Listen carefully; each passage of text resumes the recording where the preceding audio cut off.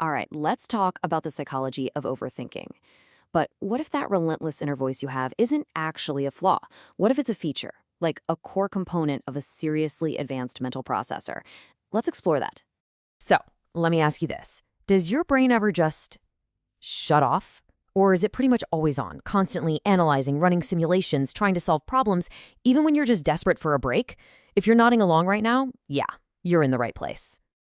And before we jump to the usual conclusion that this is all just anxiety, let's just pause for a second and consider a pretty radical alternative.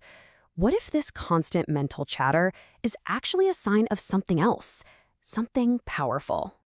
To really get this, we first need to get on the same page about what this relentless inner dialogue actually feels like. You know, that nonstop internal monologue that can be just so exhausting, but also incredibly detailed.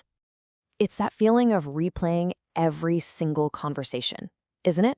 You walk away from a simple chat and your mind is instantly going back, editing the script. Should I have said that? What did they really mean by that look? It's like you're running a constant mental post-mortem on every little interaction. Or what about this one?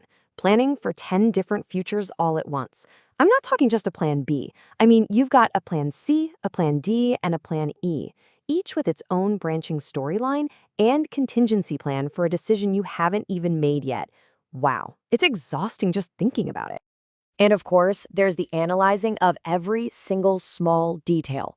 The specific tone of voice in an email, the punctuation someone used in a text, the tiny flicker of an expression on a friend's face. Literally nothing is too small to escape your mental microscope. That level of scrutiny can feel totally overwhelming. So what do we usually call this whole overwhelming experience? Well, the standard diagnosis is often really straightforward. And, for a lot of us, it's not all that helpful. Let's take a look. For years, the common label for this kind of relentless mental processing has been just one word: anxiety. It's always presented as a symptom, a problem that needs to be managed or ideally eliminated. But if you're anything like me, you've probably felt that that diagnosis doesn't quite get the whole picture. What if it's only part of the story? Okay, so now let's explore a completely different way of looking at this. What if this isn't about a disorder at all? What if it's just about operating with a different kind of brain? Let's dive into that. This right here, this is the whole shift. The old story tells us overthinking is a flaw that needs to be fixed, but this new frame suggests something totally different. It's just a byproduct of high mental activity. It's a signature of your mind, not a bug in the system. And honestly, that idea is a total game changer.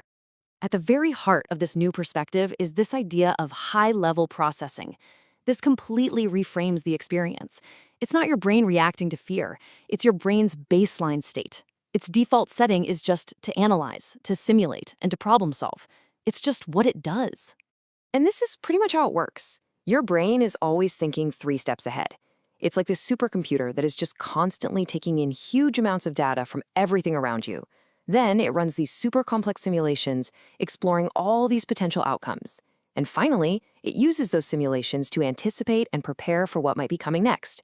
It's an unbelievably advanced system, and it's all happening inside your head. The source material we're looking at really nails it with this one line. The gifted brain never fully shuts off. That constant hum you hear in your head, that isn't a sign that something is broken. It's the sound of a high-performance engine that is always, always on. So let's pull all of this together. If this is a high-performance engine, how should we start thinking about this part of ourselves? We've got to reframe it and see it for what it really is: your own personal, advanced problem solver. So the big takeaway here is incredibly empowering. This isn't a bug in your system, it's a feature. Your brain is a seriously sophisticated problem-solving machine. That constant activity, it isn't your mind just spinning its wheels. It's the engine running all those simulations. It's a core piece of your cognitive architecture. So the real challenge isn't to shut it down, but to understand it, and then learn how to leverage all that power. So I'll leave you with this thought. Now that you can see your mind not as a source of anxiety, but as an advanced processor, the question completely changes. It's no longer, ugh, how do I stop this? Instead, it becomes, how will you leverage your advanced processor today?